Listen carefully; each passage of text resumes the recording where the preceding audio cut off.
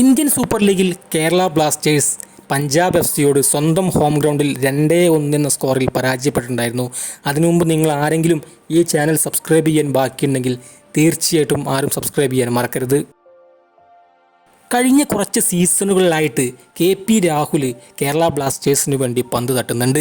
അദ്ദേഹം എന്ത് ഇമ്പാക്റ്റാണ് ഈ സീസണടക്കം ആദ്യത്തെ മത്സരമടക്കം നോക്കിക്കഴിഞ്ഞാൽ കേരള ബ്ലാസ്റ്റേഴ്സിന് വേണ്ടി ഉണ്ടാക്കുന്നത് എന്നുള്ളത് തീർച്ചയായിട്ടും എടുത്തു പറയേണ്ട കാര്യം തന്നെയാണ്. പറയുമ്പോൾ അദ്ദേഹം മികച്ച രീതിയിൽ കളിക്കുന്നുണ്ടെന്നൊക്കെ നിങ്ങൾക്ക് തോന്നാം. പക്ഷേ അദ്ദേഹം മറ്റുള്ള താരങ്ങളെ വെച്ച് കമ്പയർ ചെയ്യുന്ന സമയത്ത്, മറ്റുള്ള ആഭ്യന്തര താരങ്ങളെ വെച്ച് കമ്പയർ ചെയ്യുന്ന സമയത്ത് അദ്ദേഹം ഒരു മികച്ച താരമാണ് എന്ന് തോന്നിയിട്ടില്ല. കാരണം അദ്ദേഹത്തിന് പകരം സൗരവ് മണ്ഡലായിരിക്കും ഏറ്റവും മികച്ചത് എന്നാണ് എനിക്ക് തോന്നുന്നത്. നമ്മൾ KP രാഹുലിനെ കുറിച്ച് പറയുമ്പോൾ അദ്ദേഹത്തിൻ്റെ കൂടെ തന്നെ അദ്ദേഹത്തിൻ്റെ സഹതാരമായിരുന്ന നമ്മുടെ നിഹാൽ സുധീഷ് പഞ്ചാബ് FC വേണ്ടി തൊട്ടപ്പുറത്തെ ടീമിന് വേണ്ടി അദ്ദേഹം എത്ര മികച്ച രീതിയിലാണ് കളിക്കുന്നത്. അദ്ദേഹം ഓരോ താരങ്ങളെയും ഇൻ്റർസെപ്റ്റ് ചെയ്തുകൊണ്ട് വിങ്ങിലൂടെ കയറി വരുന്ന ആ ഒരു കാഴ്ച തീർച്ചയായിട്ടും KP രാഹുലടക്കം കണ്ടു പഠിക്കേണ്ടത് തന്നെയാണ്. KP രാഹുൽ കേരള ബ്ലാസ്റ്റേഴ്സിന് വേണ്ടി എന്ത് ഇമ്പാക്റ്റാണ് ആ ഒരു റൈറ്റ് വിങ്ങിൽ ഉണ്ടാക്കുന്നത് എന്ന് എടുത്തു പറയേണ്ട കാര്യം തന്നെയാണ്.